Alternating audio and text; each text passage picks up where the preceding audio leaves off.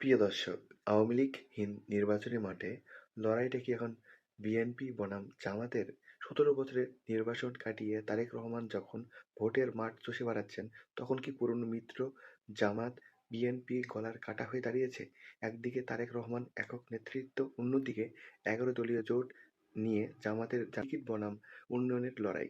জুলাই অভ্যুত্থান পরে এই ভিন্ন বাস্তবতার কার পাল্লা ভারী? বিদ্রোহী প্রার্থী থেকে শুরু করে ভূ-রাজনীতি মারপ্যাঁচ আসুন বিশ্লেষণ করি বিএনপি এবং জামাতের ভোটের আসল শক্তি এবং দুর্বলতা। বিএনপি বনাম জামাত ভোটের লড়াইয়ে কে কত শক্তিশালী? বাংলাদেশের রাজনৈতিক প্রেক্ষাপট একটি নাটকীয় পরিবর্তন এসেছে। দীর্ঘদিনের মিত্র বিএনপি এবং জামাতের ইসলামী এখন ভোটের মাঠে এক অপরের প্রধান প্রতিদ্বন্দ্বী। আওয়ামী লীগের যে উপস্থিতি তারা নেই বর্তমানে, যে নির্বাচনী লড়াই সহজ মনে করেছিল সময় গড়ানোর সাথে সাথে তা এখন ত্রিমুখী চ্যালেঞ্জ মোড় নিয়েছে। একদিকে তারেক রহমান নেতৃত্ব বিএনপির পুনরুত্থান, অন্যদিকে ১১ দলের জোট নিয়ে জামাতের ক্ষমতার স্বপ্ন, সব মিলিয়ে রাজনীতিতে তৈরি হয়েছে নতুন মেরুকরণ। বিএনপির শক্তি এবং সাত চ্যালেঞ্জ। বিএনপির সবচেয়ে বড় শক্তির জায়গা হলো তারেক রহমানের সশরীরে দেশে ফেরা এবং তৃণমূল পর্যায়ে দলটির বিশাল ভোট ব্যাংক। তবে জয়ের পথে তাদের সামনে রয়েছে ৭টি বড় কাঁটা।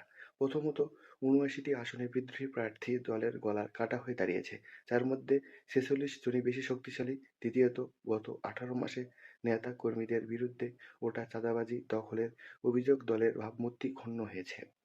এছাড়া তরুণ এবং নারী ভোটারদের আকর্ষণ করার ক্ষেত্রে বিএনপির প্রচারণায় এক ধরনের স্থবিরতা লক্ষ্য করা যাচ্ছে। বিশেষ করে সামাজিক যোগাযোগ মাধ্যমে জামাতের তুলনায় বিএনপি অনেকটাই পিছিয়ে। প্রতিবেশী ভারতের সাথে সম্পর্কের প্রশ্নে দলটি অস্পষ্ট অবস্থান নিয়েও ভোটারদের একাংশ মধ্যে ধোঁয়াশা রয়েছে। জামাতের উত্থান এবং সীমাবদ্ধতা। অন্যদিকে জামাত ইসলামী এবার আটঘাট বেঁধে নেমেছে। তাদের শক্তি হলো সুগঠিত ক্যাডার ভিত্তিক রাজনীতি এবং নারীদের মাঝে তালিম এর মাধ্যমে নিভৃতে চালানোর প্রচারণা। তারা এমন এক বয়ান তৈরি করেছে যা মানুষের বড় দুই দলের বাইরে নতুন কিছু দেখতে চায়। তবে জামাতের জন্য সবচেয়ে বড় বাধা তাদের অতীতের ইতিহাস। ১৯৭১ সালের ভূমিকার জন্য ক্ষমা না চাওয়া এবং নারীর নেতৃত্ব নিয়ে তাদের স্পষ্ট অবস্থান আধুনিক ভোটারদের মধ্যে সন্দেহের উদ্রেক করেছে। এছাড়া রাষ্ট্র পরিচালনার অভিজ্ঞতার অভাব এবং সব জেলার সমান সমর্থন না থাকা তাদের জন্য বড় চ্যালেঞ্জ। নির্বাচনের লড়াই কেবল মাঠে সীমাবদ্ধ নেই, এটি ছড়িয়ে পড়েছে সামাজিক যোগাযোগ মাধ্যম থেকে শুরু করে আন্তর্জাতিক কূটনৈতিক টেবিলে। ভারত, চীন, পশ্চিমা দেশগুলোর নজর এখন এই দুই দলের উপর।